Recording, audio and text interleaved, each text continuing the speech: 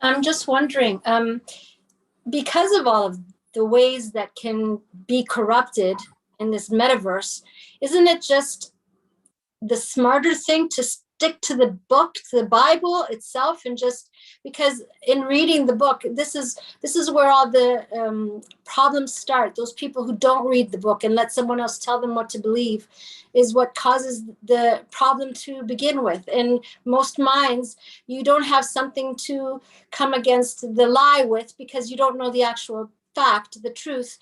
So wouldn't it be better if people just stuck to the Bible and not got involved in this metaverse? Is it not that dangerous? I'm thinking it's very dangerous. Okay, well, yeah, there are dangers, but you could say the same thing maybe 20 years ago with the advent of the internet. You're on this Zoom meeting and you obviously aren't afraid of the risks involved with getting on the internet. I mean, there's hackers out there and your personal identity could be hacked on the internet. I mean, it's possible. If you've ever bought anything with a credit card on the internet, you're taking a risk. There's risks today that you're willing to take, and I understand where you're looking at now ahead, not knowing much about the metaverse. Perhaps you personally have never been in one of those video games that you can get into and put those goggles on your head. And so you personally, I can totally understand why you would be apprehensive about someone like yourself 20 years ago or 25 years ago, before Zoom and Facebook and any of this was ever even thought of. So it is, yes, but what you're saying is true, but what you also have to remember, we are that Bible. We know the Bible, but we're the only Bible that other people, unbelievers, are going to ever read.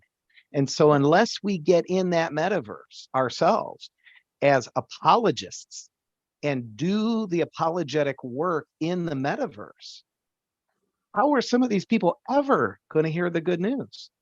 These are children. Think of children today that have been raised with the internet, and they're always walking around with their screens or little screens, and that's their faces are always in those things, even at the dinner table. Their world is so limited, and they think it's big, but it's a virtual reality. It's not reality, it's virtual. And so we have to get into that virtual reality and show them what reality really is. And it's Yeshua, it's Jesus, the Messiah. And so these kids are not going to do it on their own. We got to be in there and confront them with truth. And so I say, yes, there's dangers, but be smart as snakes, do your homework, learn about it, and then don't be afraid and jump in and catch as many fish as you can.